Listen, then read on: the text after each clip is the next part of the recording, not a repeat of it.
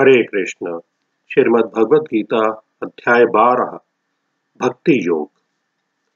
अर्जुन ने पूछा, जो आपकी सेवा में सदैव तत्पर रहते हैं या जो अव्यक्त निर्विशेष ब्रह्म की पूजा करते हैं, उन दोनों में से किसे अधिक पूर्ण सिद्ध माना जाए? श्री भगवान ने कहा, जो लोग अपने मन को मेरे साकार रूप में एकाग्र करते हैं और अत्यंत श्रद्धा पूर्वक मेरी पूजा करने में सदैव लगे रहते हैं, वे मेरे द्वारा परम सिद्ध माने जाते हैं। लेकिन जो लोग अपनी इंद्रियों को वश में करके तथा सबों के प्रति समभाव रखकर परम सत्य की निराकार कल्पना के अंतर्गत उस अव्यक्त की पूरी तरह से पूजा करते हैं, जो इंद्रियों की अनुभूति के परे है, सर्वव्यापी है, अकल्पनीय है, अपरिवर्तनीय है, अचल तथा ध्रुव है, वे समस्त लोगों के कल्याण में संलग्न रहकर अंततः मुझे प्राप्त करते हैं। जिन लोगों के मन परमेश्वर के अव्यक्त निराकार स्वरूप के प्रति आसक्त हैं, उनके लिए प्रगति कर पाना अत्यंत कष्टप्रद है। देहधारियों के लिए उस क्षेत्र में प्रगति कर पाना सदैव दुष्कर होता है।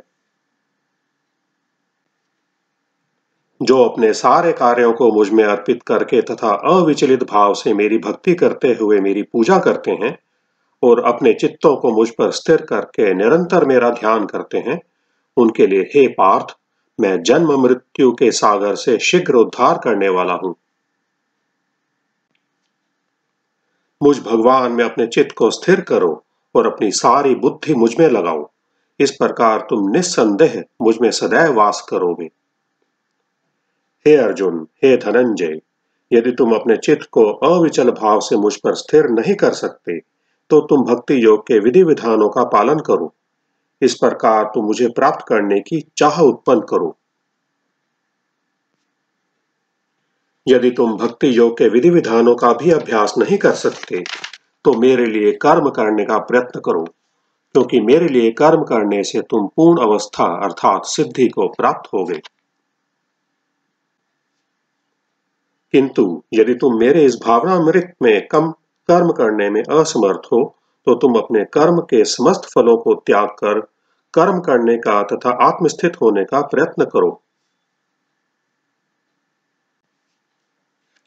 यदि तुम यह अभ्यास नहीं कर सकते, तो ज्ञान के अनुशीलन में लग जाओ।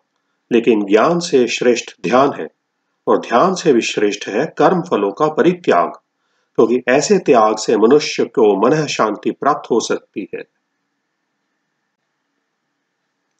जो किसी से द्वेष नहीं करता, लेकिन सभी जीवों का दयालु मित्र है, जो अपने को स्वामी नहीं मानता और मिथ्या अहंकार से मुक्त है, जो सुख दुख में समभाव रहता है, सहिष्णु है, सदैव आत्मसंतुष्ट रहता है, आत्मसंयमी है तथा जो निश्चय के साथ मुझ में मन तथा बुद्धि को स्थिर करके भक्ति में लगा रहता है, ऐसा भक्त मुझे अत्यंत प्रिय है। जिससे किसी को कष्ट नहीं पहुंचता तथा जो अन्य किसी के द्वारा विचलित नहीं किया जाता, जो सुख दुख में, भय तथा चिंता में समभाव रहता है, वह मुझे अत्यंत प्रिय है। मेरा ऐसा भक्त जो सामान्य कार्यकलापों पर आश्रित नहीं है, जो शुद्ध है, दक्ष है, चिंता रहित है, समस्त कष्टों से रहित है और किसी फल के लिए प्रयत्नशील नहीं रहता, मुझे अतिशय प्रिय है। जो ना कभी हर्षित होता है, ना शोक करता है, जो ना तो पछताता है, ना इच्छा करता है, तथा जो शुभ तथा अशुभ दोनों प्रकार की वस्तुओं का परित्याग कर देता है, ऐसा भक्त मुझे अत्यंत प्रिय है। जो मित्रों तथा शत्रुओं के लिए समान है, जो मान तथा अपमान, शीत तथा गर्मी, सुख तथा दुख, यश तथा अपयश में समभाव रखता है, जो दूषित संगति से सदैव मुक्त रहता है, जो सदैव मौन और किसी भी वस्तु से संतुष्ट रहता है, जो किसी प्रकार के घर बार की परवाह नहीं करता, जो ज्ञान में दृढ़ है और जो भक्ति में संलग्न है, ऐसा पुरुष मुझे अत्यंत प्रिय है।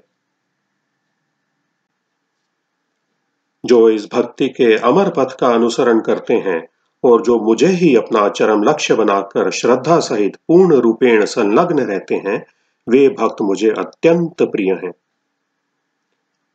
हरे कृष्ण कृष्ण कृष्ण हरे हरे, हरे राम राम राम हरे हरे।